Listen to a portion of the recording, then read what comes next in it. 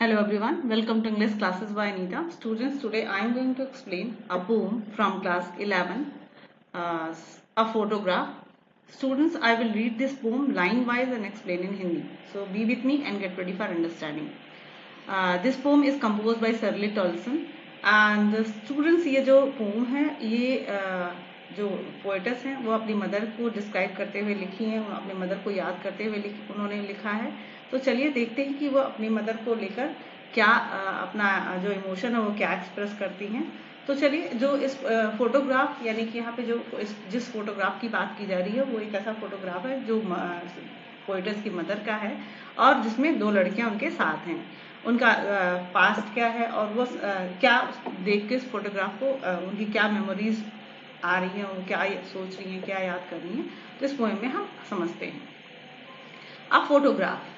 The cardboard shows me how it was when the two girls' cousin went paddling. तो यहाँ पे जो poets है वो कहती हैं कि जो ये कार्डबोर्ड है यानी कि जो फोटोग्राफ है, कार्डबोर्ड आप समझते होंगे कि आपके घर में कभी कभी जो बहुत पहले के समय में फोटो बनती थी और उसको एक कार्डबोर्ड पे पेस्ट करके इसको फ्रेमिंग वगैरह कराते थे। तो उसी पे ऐसा ही एक फोटोग्राफ है, कार्डबोर्ड है जिसको कि पोएटस इंडिकेट कर रही है। तो कह रही है कि द कार्डबोर्ड शोज मी, तो जो कार्डबोर्ड है वो मुझे दिखाता है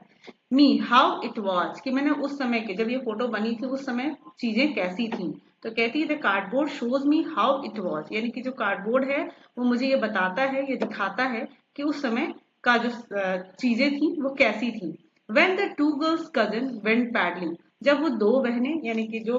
when the two girls cousin यानी कि दो बहनें जो चचेरी बहनें थी, कजन्स थी, वो वेंट पैडलिंग। पैडलिंग का मतलब होता है बोट में जो हम पैडल करते हैं, लेकिन यहाँ पे पैडलिंग का मतलब है to walk in a shallow water, यानी कि उथले पानी में या समुद्र के किनारे जब हम वॉकिंग करते हैं वाटर में, उसको हम पैडलिंग कहते हैं। तो यहाँ पे उस पैडलिंग का मतलब है to walk in a shallow water.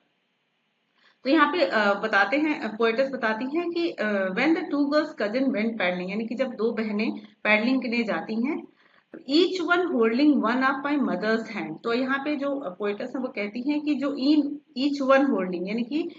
जो मदर है उनकी दो कजन्स हैं जो कि दोनों तरफ से उनके हाथों को उन्होंने पकड़ रहा है। ईच वन होल्डिंग यानी कि प्रत्येक ने हाथ पकड़ा हुआ है ऑफ माई मदर्स हैंड, यानी कि मेरी माँ का हाथ उन्होंने पकड़ रखा है। And she the big girl, she means की यहाँ पोएटस मदर। तो यहाँ पे जो पोएटस है वो बताती है कि शी द बिग गर्ल, यानी कि जो बड़ी लड़की है उस फोटोग्राफ यानी फोटोग्राफ को दिखाते हुए कहती है कि जो ये बड़ी वाली लड़की है, बड़ी लड़की है, big girl, she the big girl some 12 years or so, मतलब कि वो जो बड़ी लड़की है यानी कि जो मदर है उनकी, वो उस समय फोटोग्राफ में सम 12 ईयर्स आर सो यानी कि 12 या 12 के नियर अबाउट, यानी कि 12 या 13 या 11 साल की है। तो कहते हैं कि जो फोटोग्राफ है उसमें जो बड़ी लड़की है वो करीब करीब 12 साल की है। All three stood still to smile through their hair. All three stood still यानी कि दोनों स्टूड स्टिल मतलब शांत खड़े हैं उस फोटोग्राफ में, to smile through their hair यानी कि अपने अपने जो बालों से मुस्कुरा रहे हैं। बालों से मुस्कुराने का यहाँ मतलब ये है कि जैसे जब फोटोग्राफ उनका लिया जा रहा था, जब वो पोज दे रहे हैं, तो उस टाइम हो सकता है हवा चल रही है, उनके बाल उड़ रहे हों, तो उस उड़ते हुए बालों के साथ जो पोज दे रही हैं मुस्कुराते हुए, तो उसी को पोएटस यहाँ पे बताती है कि ऑल थ्री स्टूड स्टिल यानी कि तीनों मतलब अपना एक पोज दे रही हैं, खड़ी हुई हैं और बालों से मुस्कुरा रही हैं। At the uncle with the camera, uncle के साथ कैमरे में, मतलब कि अंकल को पोज दे रही हैं जब अंकल कैमरे से फोटो ले रहे हैं, तो वो तीनों अपने हेयर के साथ स्माइल करते हुए पोज दे रही हैं और खड़ी हैं सीधे। अ स्वीट फेस, जो मदर का फेस है बहुत ही स्वीट है, बहुत ही प्यारा है। माई मदर्स, क्योंकि माई मदर्स फेस यानी कि जो मेरी मम्मी का फेस है, मेरी मदर का फेस है, वो बहुत ही स्वीट है। अब यहाँ पे स्वीट इसलिए है क्योंकि जब हम चाइल्ड मतलब कि हम बच्चे होते हैं, छोटे होते हैं, तो हम केयरफ्री होते हैं, हमें कोई वरीज नहीं होता, कोई टेंशन नहीं होता है, तो हमारा फेस वैसे ही ग्लो करता है, यानी कि जो चाइल्डहुड होता है वो केयर फ्री होता है। और जो मेरी मदर है उस समय उनका जो फोटो में दिखाया जा रहा है वो चाइल्डहुड का समय है, बचपन का समय है, और उनका जो फेस है बहुत ही सुंदर है, बहुत ही स्वीट है। That was before I was born, और ये फोटो तब की है जब मैं पैदा नहीं हुआ था, यानी कि मेरे पैदा होने के पहले की फोटो है, और मेरी मम्मी का जो फेस है बहुत ही स्वीट है। And the sea which appears to have changed less, was their terribly transient feat। तो ये एंड द सी, लेकिन अब जो फोटोग्राफ में वो समुद्र की बात कर रहे हैं, यहाँ पे एक डीप बात उन्होंने बोली है जो पोइटस बताना चाहते हैं कि जो ये समुद्र है विच अपीयर्स टू हैव चेंजेस, ऐसा मतलब कि जो अब जैसा प्रतीत हो रहा है कि अभी भी वो जो फोटोग्राफ में जो सी दिख रहा है वो ऐसा लगता है कि अब अभी भी उसमें बहुत ज्यादा चेंजेस नहीं आए, यानी कि जैसा उस समय दिखता था वैसा ही सी अभी भी दे रहा है। यानी कि यहाँ पे सी को कंपेयर किया जा रहा है इमोर्टल से, यानी कि वो अमर है, मतलब कि वो चीजें नेचर की जो चीजें हैं वो इमोर्टल होती हैं। Washed their terribly transient feet, जो कि उनके टेरिबली ट्रांजिट, ट्रांजिट का मतलब होता है जो कि मोर्टल है, जो आता है और डेड हो जाते हैं, यानी कि ह्यूमन बीइंग आते हैं और मर जाते हैं, बट नेचर और सी जो भी चीजें हैं वो परमानेंट है। तो यहाँ पे जो कह रहा है कि जो ये ट्रांजिट फीट है, यानी कि जो मतलब कि कुछ समय के लिए आया है, परमानेंट नहीं है, टेम्पररी फीट है। फीट का मतलब है ह्यूमन बीइंग, तो वो जो उनके जो टेम्पररी पैर हैं उसको वो बुरी तरीके से धो रहा है। Washed their terribly transient feet, मतलब कि जो उनका जो पैर है जो परमानेंट नहीं है, यानी कि जो चेंज होने वाला है, मोर्टल है, यानी कि कोई भी ह्यूमन बीन आते हैं मर जाते हैं, तो ऐसे ही जो उनका जो पैर है, यहाँ पे जो पोइटस है वो बताना चाहती है कि जो उनका पैर है वो मोर्टल है, और जो सी है वो इमोर्टल है। यानी कि इन दोनों चीजों को कंपेयर किया गया है, सी को परमानेंट बताया गया है और फीट को टेम्पररी बताया गया है। तो ह्यूमन बीइंग टेम्पररी है, तो ये जो उनका जो टेम्पररी फीट है उसको क्या कर रहा है, उसको वॉश कर रहा है। सम 20-30 years लेटर, अब ये जो दूसरे स्टेंजा में, पहले स्टेंजा में पोइटस अपने मदर के चाइल्डहुड की बात बताती हैं, और अब दूसरे स्टेंजा में वो क्या बता रही है कि स्वयं 20-30 years लेटर, यानी कि 20-30 साल बाद, मतलब इस फोटो को लेने के 20-30 साल बाद, she had laughed at the snapshot, यानी कि जो उनकी मदर है, शी यहाँ पे यूज किया गया है मदर की, पोइटस की मदर के लिए। तो यहाँ पे वो कहते हैं कि शी हैड लाफ्ड, मतलब कि वो उस फोटो को देख के वो हंसती हैं, एट द स्नैपशॉट, यानी कि जो स्नैपशॉट है अपने उस 20-30 साल के बाद उस फोटो को देखते हुए हंसती हैं और कहती हैं सी बेट्टी एंड डॉली, मतलब कि देखो बेट्टी और डॉली को, शी हैड से, मतलब कि वो हमेशा उस फोटो को देखती हैं और कहती हैं कि देखो उस फोटो को, and look how they dress us for the beach, मतलब कि देखो हम लोगों को कैसे बीच में जाने के लिए तैयार किया गया था, मतलब हमारे ड्रेस को देखो और हमें कैसे बीच पे जाने के लिए तैयार किया गया था। The sea holiday was her pass. अब यहाँ पे फिर एक अगेन जो पोएटस है वो एक बहुत ही गहरी बात बताती हैं, वो कहती है कि द सी हॉलीडे, जो ये उनका जो सी हॉलीडे था, यानी कि जो छुट्टी का दिन था, जो जब वो समुद्र पे घूमने गई थी, तो